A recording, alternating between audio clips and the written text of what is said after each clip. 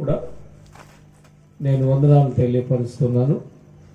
ఇది season, Christmas season.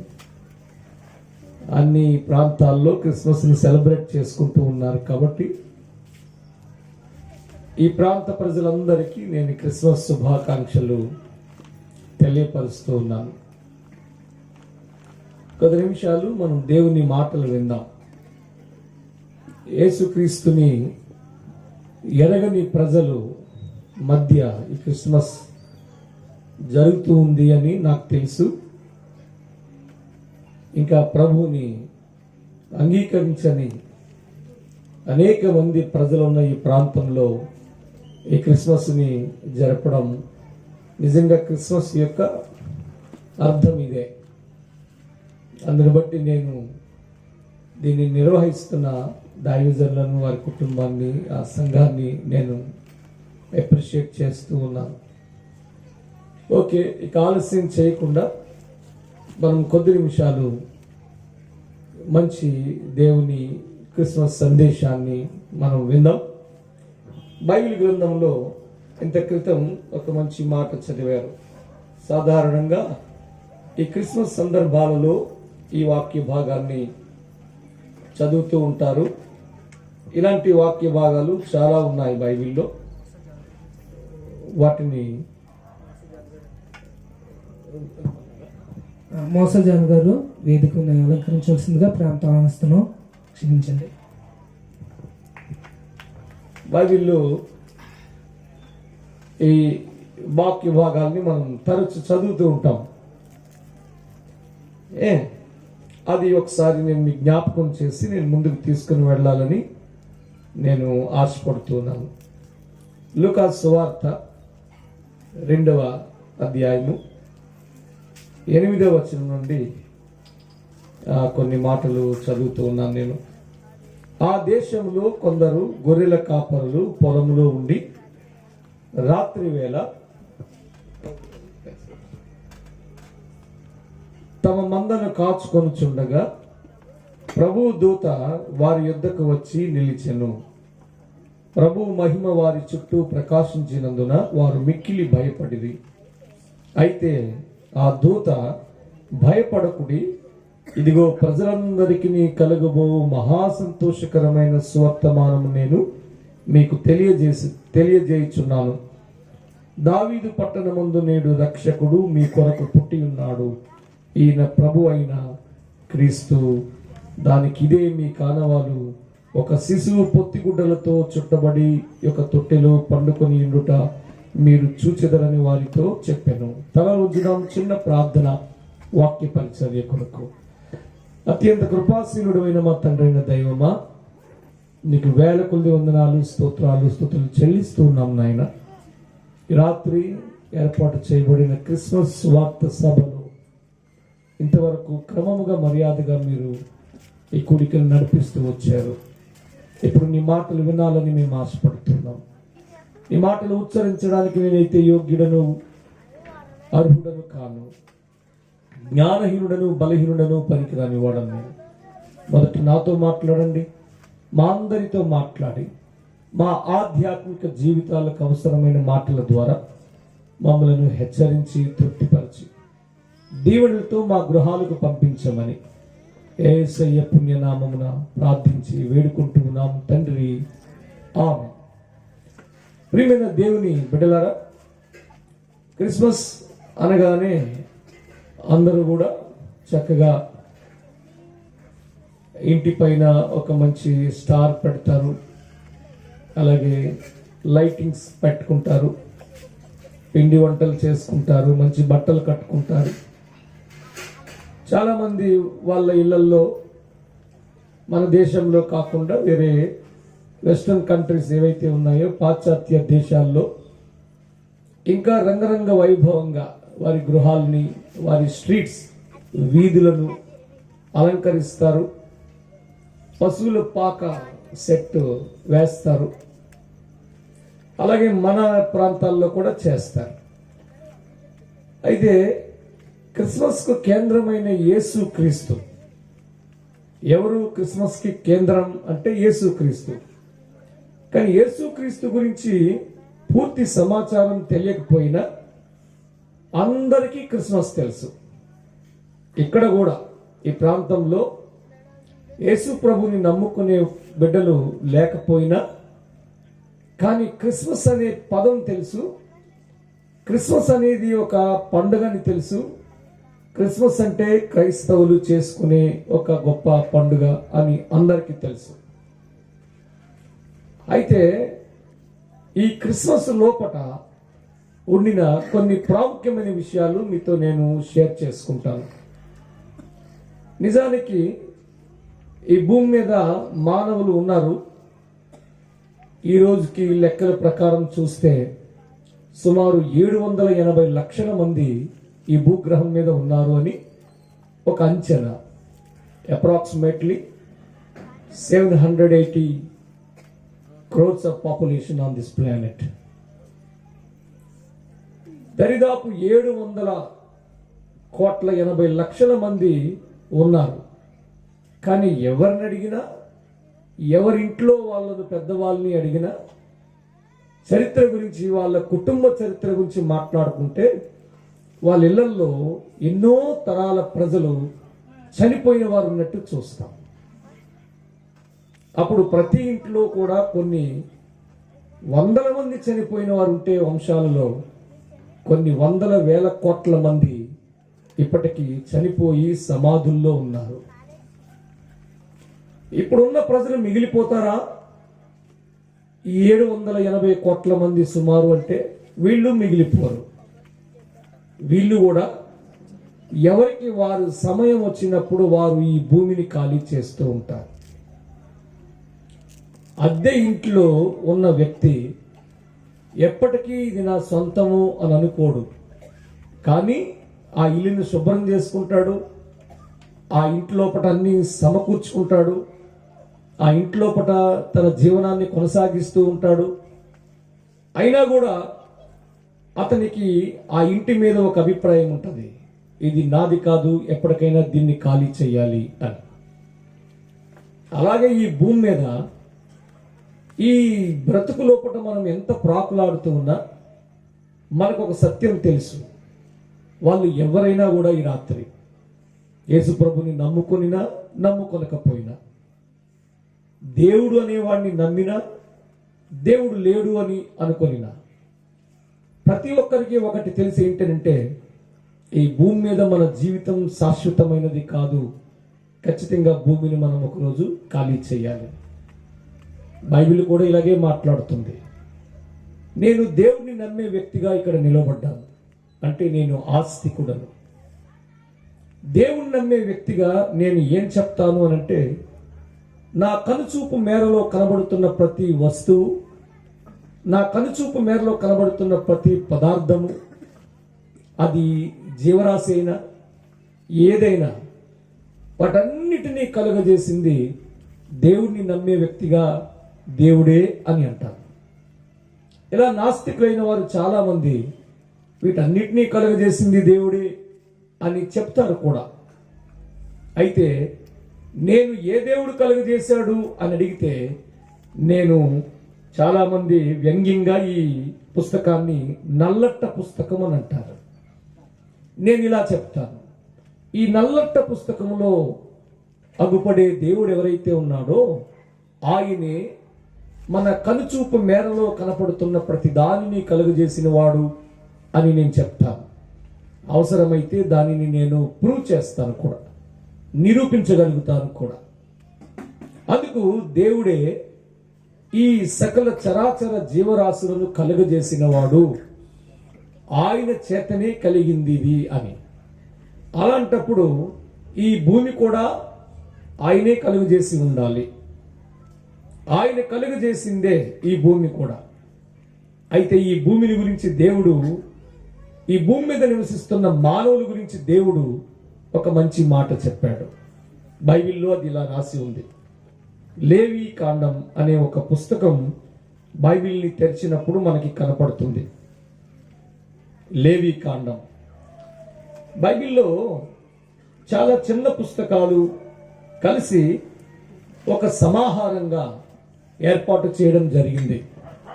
అందుకనే దీనిని బైబిల్ అని అన్నారు. అందులోపట ఈ లేవియా కాండం 25వ అధ్యాయము 23వ వచనంలో ఇలా రాసి ఉంది, భూమిని శాశ్వత విక్రయం చేయకూడదు, ఆ భూమి నాది. దేవుడు అంటూ ఉన్నాడు, ఆ భూమి నాదే. ఇంకా ఏమంటాడు, మీరు నా యొద్ద కాపురమున్న పరదేశులు అంటాడు.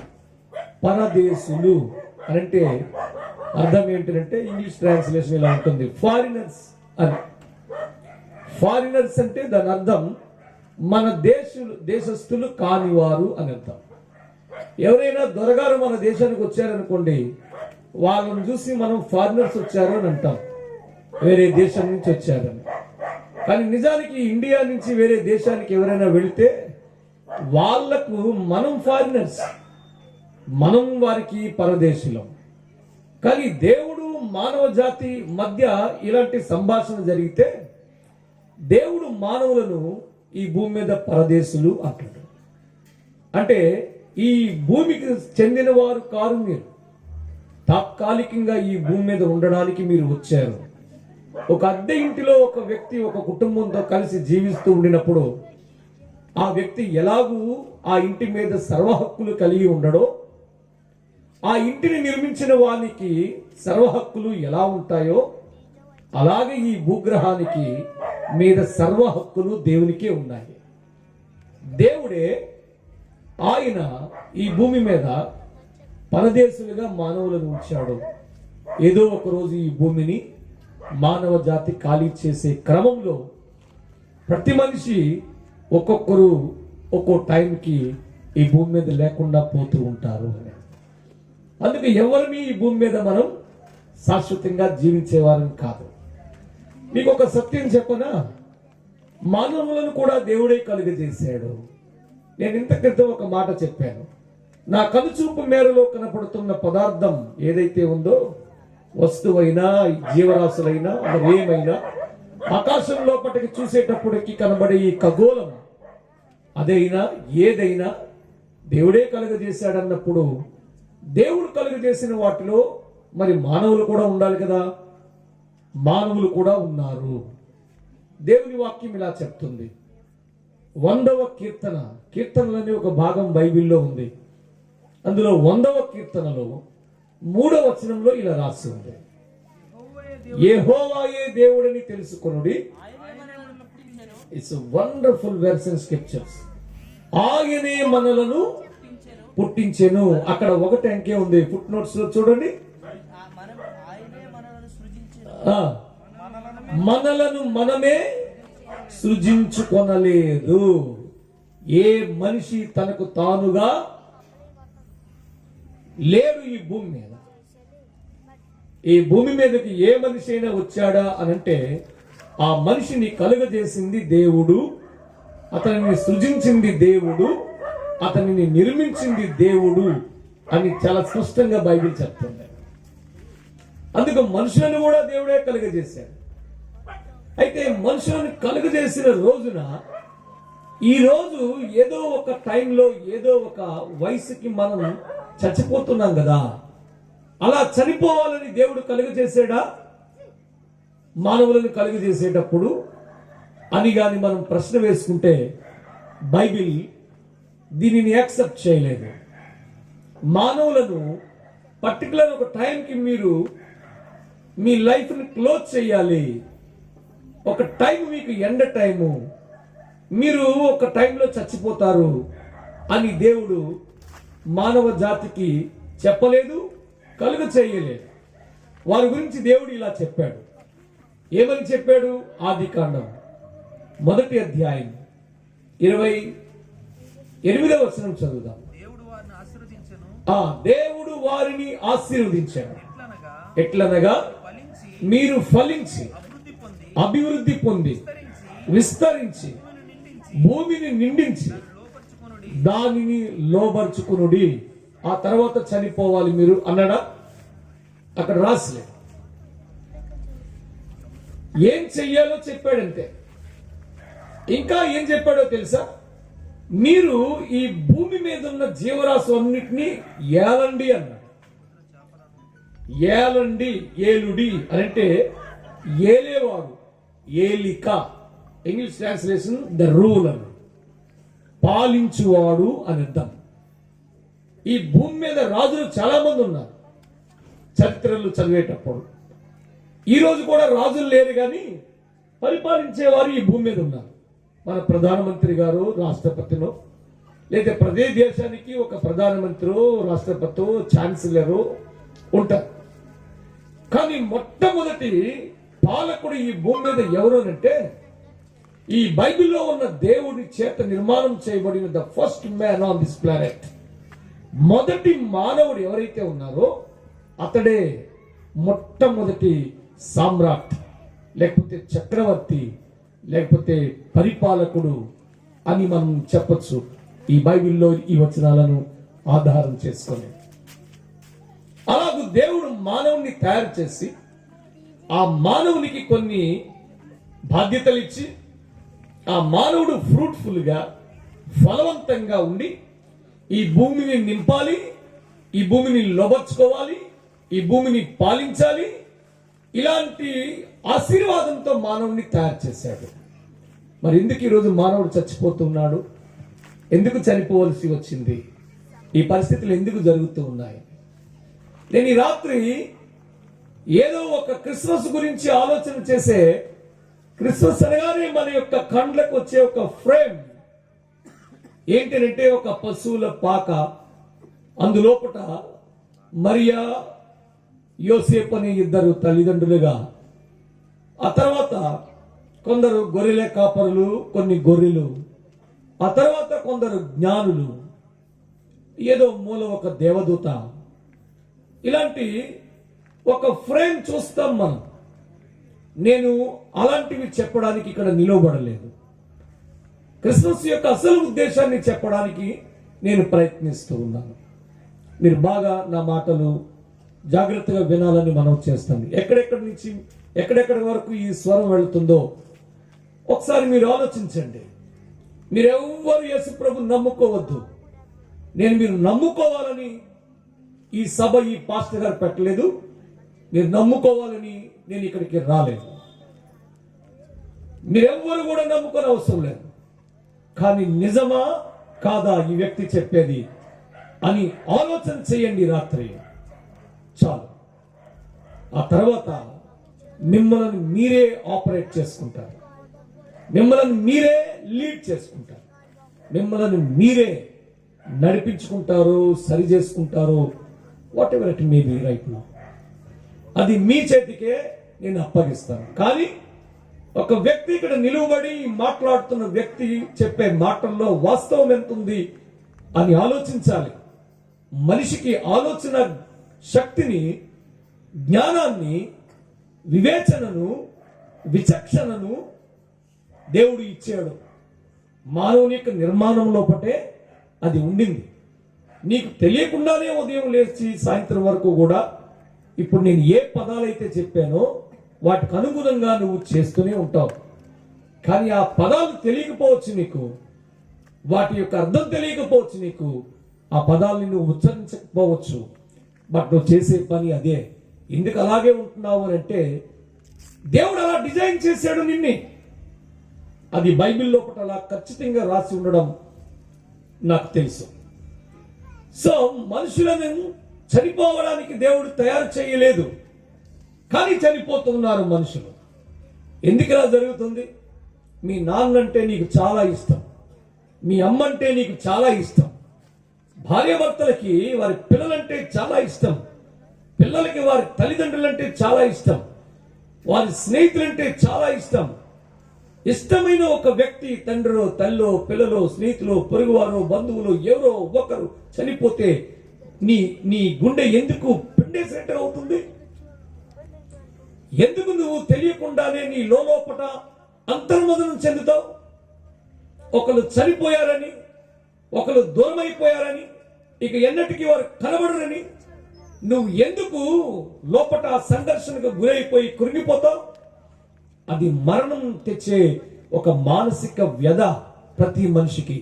ఎవరైనా చనిపోయినప్పుడు ఇదే కదా జరుగుతుంది. అసలు ఎందుకు చనిపోవాలి? మరి మీరేమో బైబిల్ లోపల మానవ జాతి అంతటిని బైబిల్లో ఉన్న దేవుడే చేశాడని అన్నారు. మరి ఆ దేవుడు ఎందుకు ఇలా చనిపోయేలాగా చేశాడు అనంటే, దేవుడు మానవులను చనిపోయేలాగా చెయ్యలేదు. దేవుడు మానవులను ఆశీర్వదించాడు. ఇంత క్రితం మనం చదివాం ఈ మాట. ఆదికాండం 2వ అధ్యాయం 28వ వచనంలో దేవుడు వారిని ఇలా ఆశీర్వదించాడు. It's a blessing, you know. అది ఒక ఆశీర్వాదం. దేవుడు బ్లెస్ చేస్తాడు. మీరు ఎప్పుడైనా ఆశీర్వదించేటప్పుడు ఏమంటారు? ఒక సంస్కృత పదాన్ని వాడతారు. ఏమని? దీర్ఘాయుష్మాన్ భవ అని అంటారు. దీర్ఘం అనంటే చాలా అర్థం. చాలా ఆయుష్ కలిగి నువ్వు ఈ భూమి మీద జీవించాలి అని ఆశీర్వదిస్తావు. అది ఆశీర్వాదం. నువ్వే ఒక మనిషి మరొక మనిషిని ఇలా ఆశీర్వదిస్తే, మానవ జాతిని సృష్టించిన దేవుడు మరి మానవులను ఎలా ఆశీర్వదిస్తాడు అనంటే, మనిషి ఆశీర్వాదానికి లిమిట్ ఉంటుంది, దానికి హద్దులు ఉంటాయి. కొంతవరకే మనిషి చేయగలుగుతాడు, కానీ దేవునికి హద్దులు ఉండవు, దేవునికి బౌండరీస్ ఉండవు. ఏది చేయాలన్నా కూడా దేవుడు ప్రేమించాలన్నా, మేలు చేయాలన్నా, ఆశీర్వదించాలన్నా, స్వస్థపరచాలన్నా, కార్యాలు చేయాలన్నా ఆయనకు హద్దులను ఎవరూ నియమించలేరు. హద్దుల్లో ఉండేవాడు కాదు. అలాంటి దేవుడు ఆశీర్వదిస్తే ఎలా ఉంటది అంటే, నిజానికి అది సింగిల్ వర్స్ అండి, ఒక్క మాటే అది. బట్ అందులో అప్పట 5 ఆశీర్వాదాలు ఉంటాయి. మీకు తెలుసా? మళ్ళీ చదువుదామా? ఆదికాండం 1వ అధ్యాయం 28వ వచనం. దేవుడు వారిని ఆశీర్వదించాడు. ఎట్లనగా, ఇదిగో 1 మీరు ఫలించాలి, 2 మీరు అభివృద్ధి చెందాలి, 3 మీరు విస్తరించాలి, 4 మీరు భూమిని నిండించాలి, 5 దానిని లోపర్చుకునాలి. 5 blessings in single scripture. ఒక్క లేఖనంలోనే 5 ఆశీర్వాదాలతో కూడిన ఒక గొప్ప ఆశీర్వాదం, గ్రేట్ బ్లెస్సింగ్ అండి. దేవుడు ఇలా ఆశీర్వదిస్తాడు మనిషిని ఆశీర్వదిస్తే. బట్ ఈరోజు చూస్తే, గడిచిన సంవత్సరంలో COVID-19 ఆ SARS-2 అనే వైరస్ కి పిట్టలు రాలిపోయినట్టుగా రాలిపోయారు ఈ మానవులందరూ కూడా. కుప్పలు తెప్పలుగా, తగలెట్టడానికి స్థలం లేకపోగా, ఏం చెయ్యాలో తెలియక మూటలు కట్టి హాస్పిటల్స్ యొక్క మార్చరీల్లో పెట్టారు. వాటిని ముట్టుకోవడానికి భయం, బయటకు తీయడానికి భయం, తగలెట్టడానికి భయం, వారి దగ్గరికి బంధువులు పోవడానికి భయం. భయాల మధ్య శవాల గుట్టల్ని ఈ ప్రపంచం చూసింది. ఇలాంటి పరిస్థితుల్లో పట ఈరోజు మానవ జాతి ఉండింది. ఎందుకు ఈ పరిస్థితి మానవునికి దాపురించింది? ఇది దేవుడే కలుగజేశాడా అనంటే, దేవుని ఉద్దేశం ఇలాంటి నాశనాన్ని తీసుకురావడమా? కాదు కాదు కాదు కాదు. ఏం జరిగింది అనంటే, దేవుడు మానవుని తయారు చేసిన తర్వాత మానవుడు ఏమవుతాడు అనంటే, సృష్టికర్త యొక్క చేతి పని అవుతాడు. తయారు చేసిన వాడు ఏమవుతాడు? సృష్టికర్త అవుతాడు. మీరు బాగా గమనించండి. ఒక కుమ్మరి ఉంటాడు, అతడు మట్టిని తయారు చేసి తీసుకొచ్చి సారి మీద దాన్ని పెట్టి తిప్పి ఏ షేప్ లో కావాలంటే ఆ షేప్ లో దానిని తయారు చేస్తాడు. ఆ మట్టి తనను తాను తయారు చేసుకోలేదు. అదే 100వ కీర్తన 3వ వచనం. ఆ మట్టి తనను తాను కూజాగాను, కుండగాను, మరొక పాత్రగాను తనని తయారు చేసుకోలేదు. తనని వేరే ఒకరు తయారు చేయాలి. కుమ్మరి. నేనంటాను ఈ రాత్రి, ఈ బైబిల్లో ఉన్న దేవుడు కూడా కుమ్మరినే.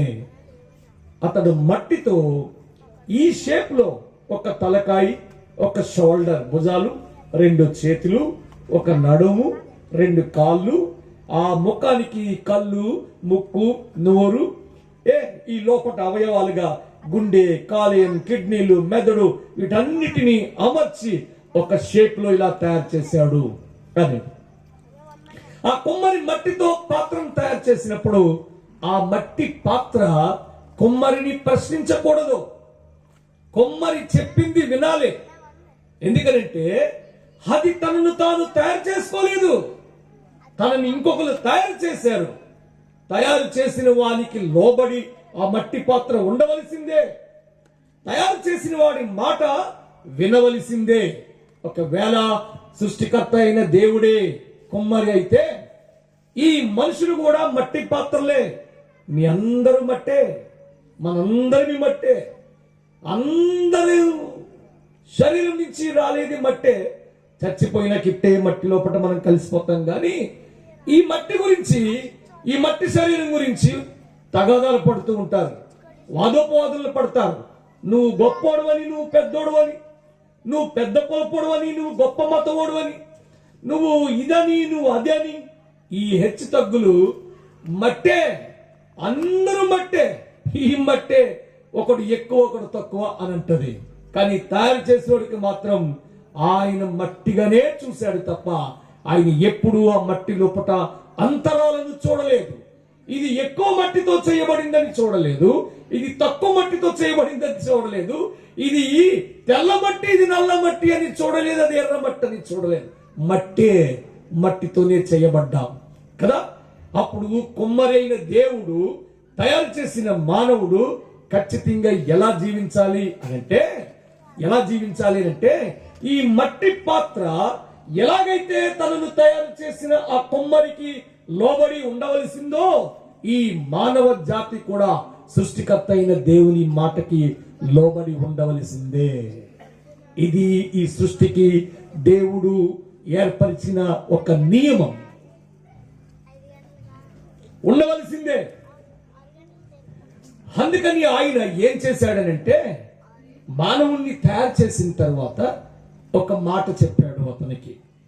బైబిల్ లోపట ఆదికాండం అనే ద ఫస్ట్ బుక్ ఏదైతే ఉందో, మొదటి పుస్తకం 2వ అధ్యాయం 7వ వచనంలో మానవుని యొక్క నిర్మాణం ఉంటుంది.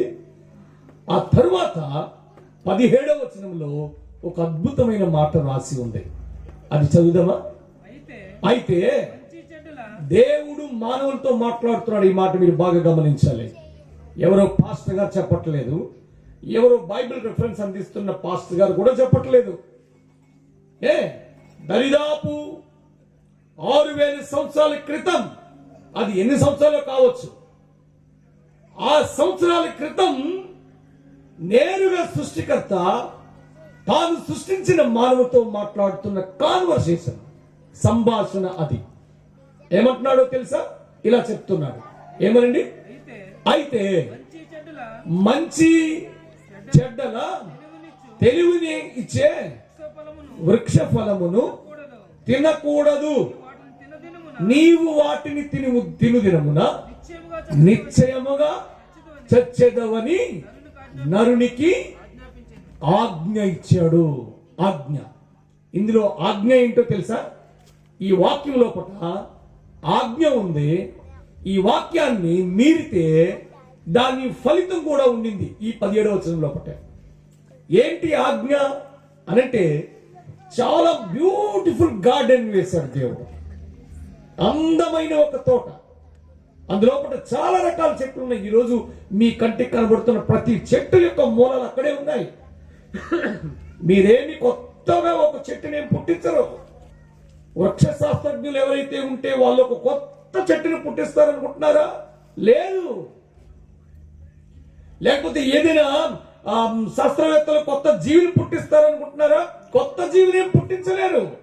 ఇంకా మనిషికి తెలియని జంతువులు, పశువులు, పక్షులు, జీవరాశులు, అమెజాన్ అనే ఒక దక్షిణ అమెరికా ఖండం లోపట ఉండిన 3 దేశాలను కలుపుకొని ఉండిన ఒక దట్టమైన అడవి లోపట ఇప్పటికీ మనిషికి తెలియని భయంకరమైన జంతువులు ఉన్నాయి అక్కడ, విష సర్పాలు ఉన్నాయి అక్కడ. అందుకు మనిషి ఒక కొత్త చెట్టుని పుట్టించలేడు. ప్రతి చెట్టుకి మూలాలు ఆయన వేసిన ఒక తోట ఏదైతే ఉండిందో అందులోపటే ఉన్నాయి. అన్ని చెట్లు చూపించి ఆయన అన్నాడు 17వ వచనం లోపట, అన్ని మీరు తినొచ్చు కానీ అయితే మంచి చెడులని తెలివినిచ్చే వృక్ష ఫలము మీరు తినకూడదు. It's a command. ఇది ఆజ్ఞ. ఇది ఆజ్ఞ. మీరు తినకూడదు ఆజ్ఞ. సృష్టికర్త తాను సృష్టించిన వానితో చెప్తున్నాడు. మీ భాషలో చెప్పాలంటే కొమ్మరి కొండతో చెప్తూ ఉన్నాడు, కొమ్మరి కూజాతో చెప్తూ ఉన్నాడు, కొమ్మరి పాత్రతో చెప్తూ ఉన్నాడు. సృష్టికర్త తాను సృజించిన మానవుడితో చెప్తున్నాడు, నువ్వు మంచి చెడ్డల తెలివినిచ్చే వృక్ష ఫలము తినకూడదు, ఆజ్ఞ, తినవద్దు, అంతే, ఆజ్ఞ. ఆజ్ఞ. అప్పుడప్పుడు చూడండి, రాజులు స్టోరీస్ చూసినప్పుడు, రాజుల సినిమాలు చూసినప్పుడు రాజుగారు ఎవరెక్కడా అంటే చిత్తం ప్రభు అంటాడు. అప్పుడు రాజు చెప్తాడు, నువ్వు ఆ పని చేయాలి అని.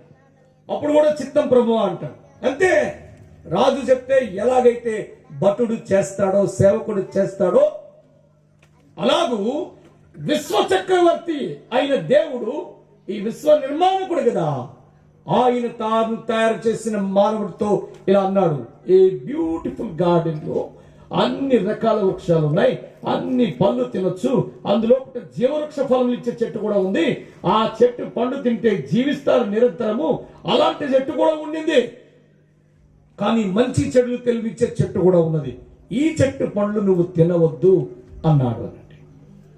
ఇది ఆజ్ఞ, తినవద్దని. మరి తింటేనో మనం ఇలా అడుగుతాం, రే నువ్వు ఆ పని చేయొద్దురా అంటే, ఏం చేస్తే ఏమవుతుంది ఏంటి? మనిషికి ఈ స్వభావం ఎక్కడి నుంచి వచ్చిందో తెలుసా? ఏదో తోట నుంచే వచ్చింది. బైబిల్లో ఉన్న ఈ తోటలో జరిగిన ఒక సంఘటన నుంచే ఇలాగ ప్రశ్నించే మనిషికి తత్వం వచ్చింది. రే నువ్వు అక్కడికి వెళ్ళొద్దు అంటే, వెళ్తే ఏం జరుగుతుంది ఏంటి? రే నువ్వు అది చెయ్యొద్దు అంటే, ఏం చేస్తే ఏమవుతుంది ఏంటి? నువ్వు అది తినొద్దు అన్నాడు దేవుడు, తింటే ఏమవుతుంది ప్రశ్న కదా. తింటే ఏమవుతుందో కూడా చెప్పేశాడు. ఏమన్నాడు తెలుసా? The first mentioned in scriptures, మరణం గురించి, చనిపోవడం గురించి బైబిల్లో మొట్టమొదట రాసిన సందర్భం అది. ఈ వృక్ష ఫలము తిను దినమున నిశ్చయముగా చచ్చిపోతావు. నువ్వు తినొద్దు అన్నాడు. నువ్వు తినకుండా ఉంటే మాట విని చచ్చిపోవు అని అర్థం. కానీ తిన్న రోజున నువ్వు చచ్చిపోతావు అంటున్నాడు. అది నువ్వు తింటే చచ్చిపోతావు, తినకపోతే బ్రతికే ఉంటావు. కానీ దురదృష్టవశాత్తు అక్కడ ఏం జరిగింది అంటే, ఈరోజు కూడా మన పిల్లలు కానీ మనం కానీ ఎవరైనా, ఒరే వెళ్ళొద్దురా, తాగొద్దురా, వైన్ షాపుకి పోవద్దురా, ఆ బార్కి వెళ్ళొద్దురా అన్నా కూడా మనం అక్కడికే వెళ్తాం. ఒరే చుట్టూ తాగొద్దు, సిగరెట్ తాగొద్దు, బీడి తాగొద్దు, నీ ఊపిరితిత్తులు పాడైపోతాయి అని చెప్పినా కూడా గుప్పుని లోపలికి 80% పీల్చుకొని బయటికి 20% వదులుతాం కదా. ఒరే ఆ వ్యభిచార గృహాలకి వెళ్ళొద్దురా, నయం కాని తెగుళ్ళు వస్తాయి, అది నీకు ప్రాణాంతకమైన పరిస్థితులకు నిన్ను తీసుకొని పోతాయని చెప్తే కూడా అక్కడికే మనం పోతాం. ఏది వద్దంటామో అక్కడికే వెళ్తాం. ఒరే ఇలాంటి మత్తు పదార్థాలు తీసుకోకరా, ఇంజెక్షన్స్, హెరాయిన్, బ్రౌన్ షుగర్, గంజాయినో వద్దురా అని చెప్తే కూడా అక్కడికే పోతాం. ఆ కాసేపటి మత్తు లోపల ఈ భూమి మీద పై ఉపరితలాన్ని తేలియాడుతున్నట్టుగా ఆ కాసేపటి ఆనందానికి మనం వెళ్ళిపోతూ ఉంటాం, పరిగెడుతూ ఉంటాం. ఈరోజు మనిషి వద్దన్న దగ్గరికి ఎందుకు పోతాడు అనంటే, మనిషి తత్వం అలా మారిపోయింది. ఆ రోజు నువ్వు తినవద్దన్నప్పుడు ఆయన మాటను అతడు వినలేదు, మాటను మీరాడు, మాటను అతిక్రమించాడు, ఆజ్ఞను మీరాడు అనేది. Very simple. ఆయనకి ఏ సంబంధం లేదు, మీకు తెలుసా? దేవునికి ఏ సంబంధం లేదు. రోడ్డు మీద ఇలా నడుచుకుంటూ వెళ్ళిపోతూ ఉంటామండి, మధ్యలో ఒక బోర్డు పెడతాడు, దానికి ఒక రెడ్ రిబ్బన్ కడతాడు, ఎర్ర కలర్ రిబ్బన్ కడతాడు, లేకపోతే ఎర్ర కలర్ క్లాత్ కడతాడు, కట్టి ఆ బోర్డు మీద రాసి ఉంచుతాడు. ఏమని తెలుసా? ఈ రోడ్డు మరమ్మతుల్లో ఉన్నది కాబట్టి ఇది ప్రమాదము, అందుకని మీరెవరు ఇలా రావద్దు అని చెప్పి ఆ గొయ్యి మధ్యలో ఉన్నది పాతి పెడతాడు. ఇది రోడ్డు మరమ్మతుల్లో ఉంది, ప్రమాదం ఉంది ఇక్కడ అని ఒక పుర్రి బొమ్మ వేసి 2 ఎముకలు ఇలా పెడతాడు. దగ్గరికి వెళ్ళి బాగా చదివి డేంజర్ బొమ్మ చూసి, అయినా కూడా తిన్నగా నువ్వు వెళ్ళావంటే గోతులో పడిపోతావు, అలా పడిపోతే బోర్డు ఎక్కినోడు అక్కడి నుంచి కుర్చీ వేసుకొని చూస్తుంటాడు తప్ప అరే పడిపోతాం అని ఏం చెప్పడు. ఎందుకని? నీకు చదవడం వచ్చు, ఆ బొమ్మ భయాన్ని కలిగిస్తుంది. కలిగించే భయం ఎలా ఉంటుందో తెలుసు, అన్నీ తెలిసి పోయని తెలిసి నువ్వు ముందుకు నడుచుకొని పోతుంటే ఆయన ఏం చేస్తాడు కదా? అవునా? ఆయనకేం సంబంధం లేదు. దేవుడు కూడా మీరు ఈ వృక్ష ఫలములు తిని దినమును నిశ్చయముగా చేస్తారు, మీరు తినకపోతే మీరు చక్కగా మాట విని ఉంటే హ్యాపీగా ఈ భూమి పరలోకంలో ఉండి ఎంత హాయిగా ఈరోజు స్వర్గమని, జన్నత్ అని, పరలోకమని ఏదైతే ఒక ఆత్మలోకం గురించి మాట్లాడుకుంటామో అది భూగ్రహం మీద ఉండే జీవన విధానానికి భిన్నంగా ఉండేది కదా. అలాంటి జీవితంని అనుభవించే పరిస్థితులు అక్కడ ఉండేవి. కానీ మనిషి ఏం చేశాడనంటే ఏది చేయవద్దంటామో అదే చేస్తాడు. కాబట్టి అది చేసి అతను ఏం కొని తెచ్చుకున్నాడనంటే తను 2 రకాల మరణాలను తెచ్చుకున్నాడు. ఒకటి భౌతిక సంబంధమైన మరణం, అక్కడతో వదిలిపోద్దా అంటే లేదు, తర్వాత 2వ మరణం ఉండింది.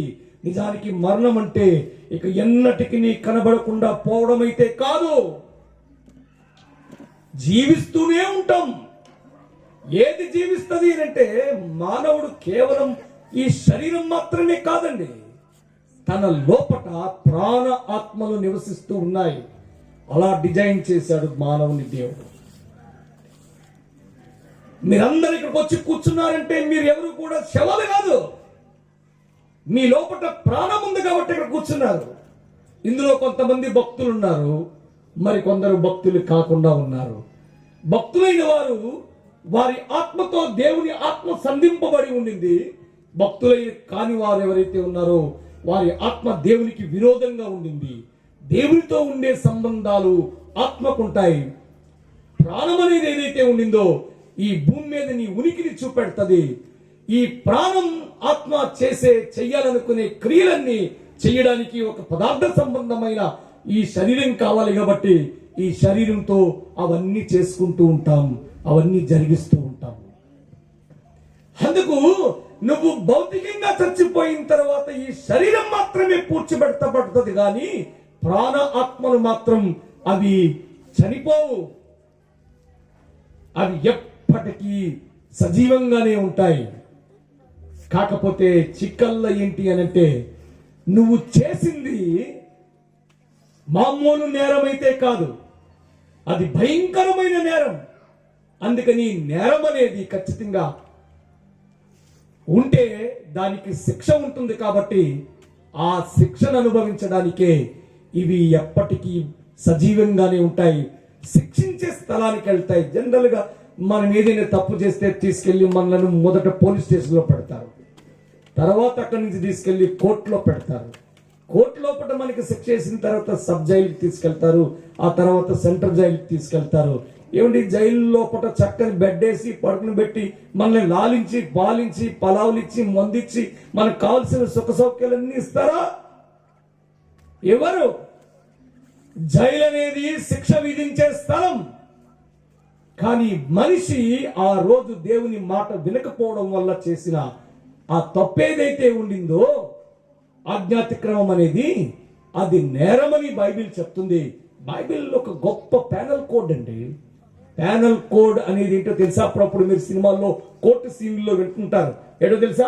ఐపీసీ 302 సెక్షన్ ప్రకారం ఇతనికి యావజ్జీవ కారాగార శిక్ష ఇవ్వండి అని అడుగుతాడు లాయర్. అప్పుడు జడ్జి అంటాడు, అవును, ఐపీసీ 302 సెక్షన్ ప్రకారం ఇతనికి యావజ్జీవ కారాగార శిక్ష లేకపోతే ఉరి శిక్ష వేస్తున్నానని అతను అంటాడు. ఏంటి? What is meaning IPC? IPC Indian panel code, తెలుగులో భారతీయ శిక్షా స్మృతి అని అర్థం.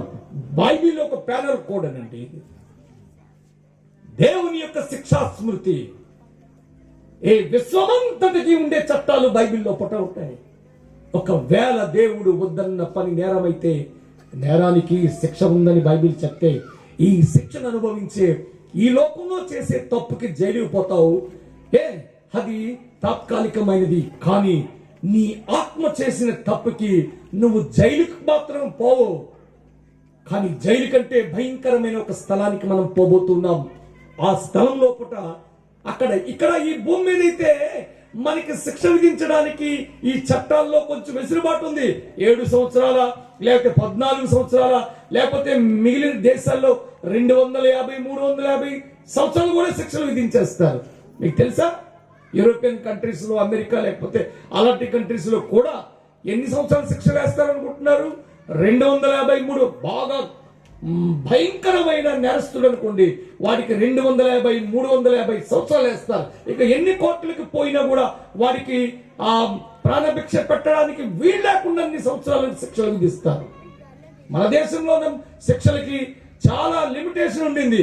ఆ 7 సంవత్సరాలు 14 సంవత్సరాలకి బయటపడిపోతాడు మనిషి.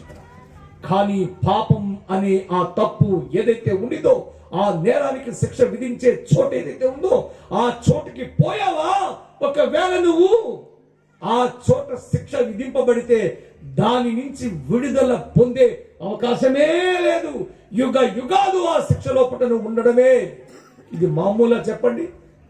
నాకు ఇది తెలిసినప్పుడు, నేను రక్షణ పొందడానికి ముందు నాకు ఈ విషయం తెలిసినప్పుడు, నేను పాపినని నేను తెలుసుకున్నప్పుడు, నేను చేసే పాపాలు నేను జ్ఞాపకం చేసుకుంటున్నప్పుడు, నేను ఎక్కడెక్కడ పాపం చేశానో, ఎవరెవరిని కొట్టానో, ఎవరెవరిని తిట్టానో, ఎక్కడెక్కడ ఏ వ్యభిచార గృహాల్లోకి పోయానో, ఏ బార్లోకి పోయానో, ఏ వైన్ షాపుల్లో ఉన్నానో, సిగరెట్, బీడీ, డ్రగ్స్ ఇలాంటివి ఏవైతే తీసుకున్నానో ఇవన్నీ పాపం అని తెలిసినప్పుడు, నాకు శాశ్వతంగా నేను చేసే పాపానికి శిక్ష పడే చోటు నాకు కనబడినప్పుడు, అది నేను తలంచినప్పుడు అప్పుడు భయం పుట్టింది నాకు.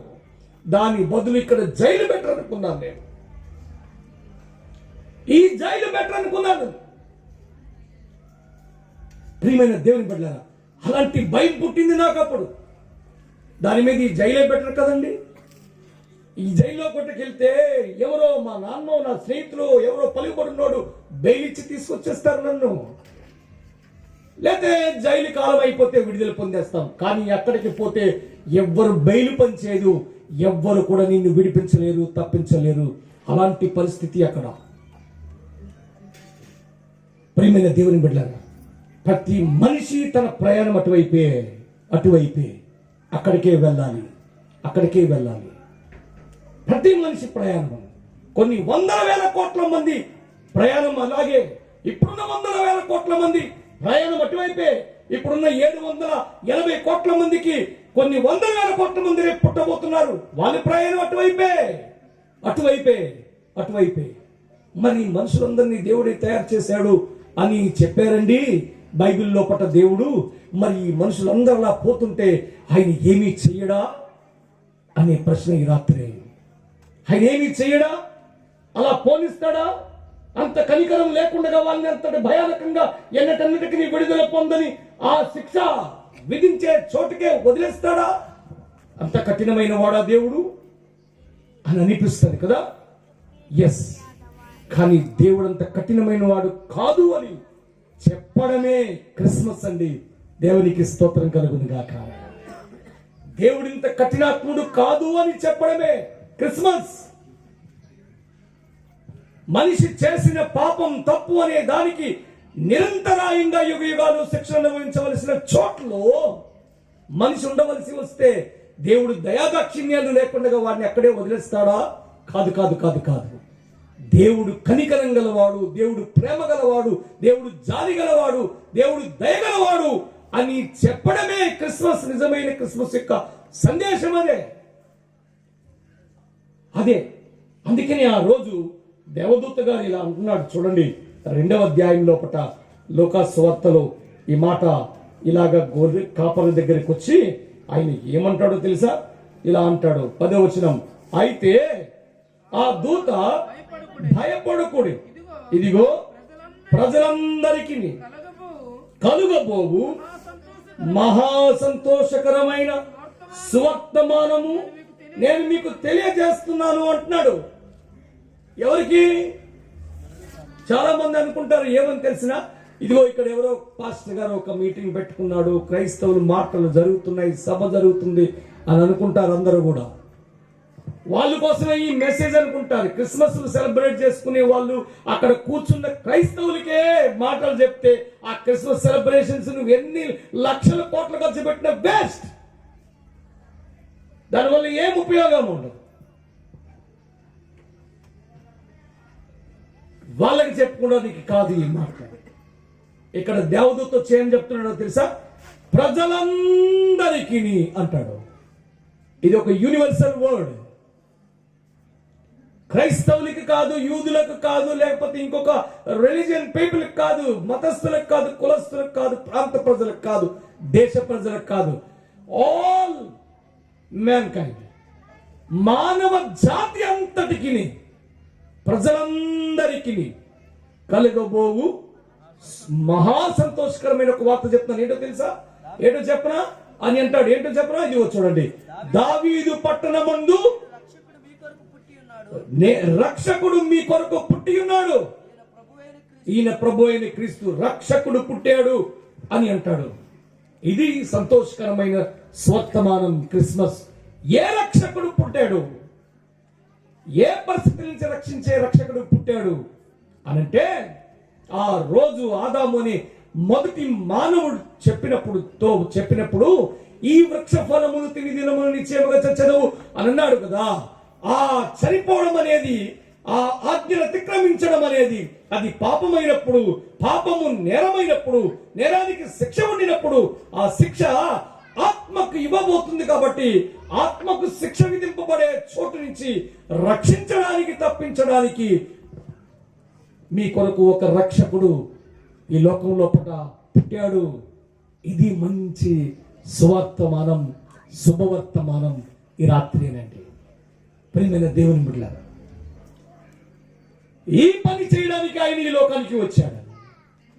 కేవలం ఈ పనే. ఏ పని అనంటే రక్షించడానికి వచ్చాడు. రక్షించడానికి వచ్చాడు. ఆయన ఆ పరిస్థితుల నుంచి మానవ జాతిని విడిపించి వారిని ఎక్కడికి తీసుకెళ్లాలనుకుంటున్నాడు అనంటే, తాను ఉండు చోటుకు తీసుకుని వెళ్ళడానికి ఈ లోకంలోపటికి ఆయన వచ్చాడు. ఈ లోకంలో ఉండే సంతోషానికి, ఈ లోకంలో ఉండే ఆనందానికి, ఈ లోకంలో ఉండే సౌఖ్యానికి నువ్వు ఉబ్బితబ్బిబ్బైపోతూ ఉంటావు. కానీ అది కొంతకాలమే ఉంటుంది. ఒకవేళ మందు తాగామనుకోండి, ఆ సంతోషం ఎంతసేపు ఉంటుంది చెప్పండి? తాగినంత సేపు బాగుంటుందండి. అలాగ తాగి తాగి తాగి తాగి అలసిపోయి పడుకుని పోయిన తర్వాత అది ఇరిగిపోతుంది చూసారా? ఆ తర్వాత కూడా ఉంటుందా సంతోషం? ఉండదండి. ఆ తర్వాత ఉండదు. ఒకవేళ ఏదైనా నువ్వు శుభకార్యం చేసుకుంటున్నావు అనుకోండి, దానికి కూడా సంతోషానికి ఆ పీరియడ్ ఉంటుంది. అది దాటిపోతే ఇక ఉండదు. కానీ నువ్వు బాగా గమనిస్తే రాత్రి ప్రియమైన దేవుని బిడ్డలారా, మనం ఎన్నటికీ సంతోషాన్ని పోగొట్టుకోకుండా ఉండే, ఎన్నటికీ ఆనందాన్ని పోగొట్టుకోకుండా ఉండే, ఎన్నటెన్నటికీ బాధలు అనుభవించకుండా ఉండే ఒక గొప్ప సంతోషం లోపటికి దేవుడు మనను తీసుకుని వెళ్ళబోతున్నాడు. అందుకోసమే ఆయన 2000 సంవత్సరాల క్రితం ఈ లోకం లోపటికి వచ్చాడు అనేది.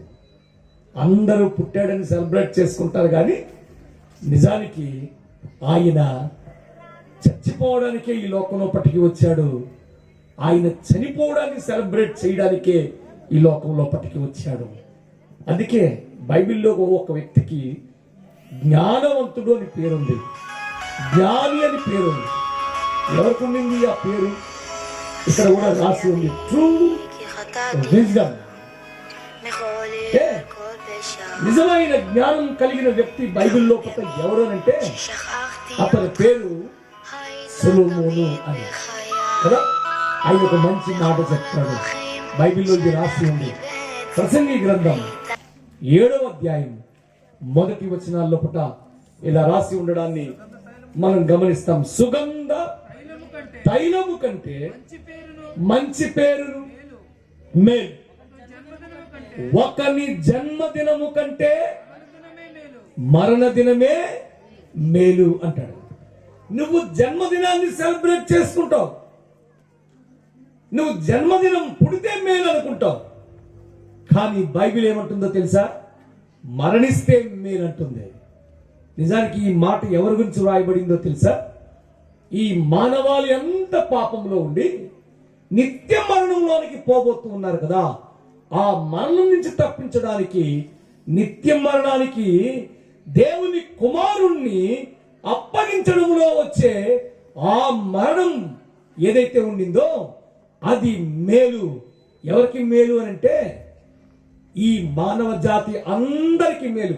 ఆ రోజు దేవదూత గొర్రెల కాపర్లకి ఈ మాట చెప్పింది కదా, ప్రజలందరికీ ఏంటి అంటే పుట్టిన ఈ శిశువు పెద్దయ్యాక మరణిస్తాడు చూసారా, ఆయన మరణమే ఈ ప్రజలందరికీ మేలు అని చెబుతుంది వాక్యం. ఈ రాత్రి కాల సమయంలో ప్రియమైన దేవుని బిడ్డలారా, ప్రజలందరూ మరణించవలసి ఉండింది.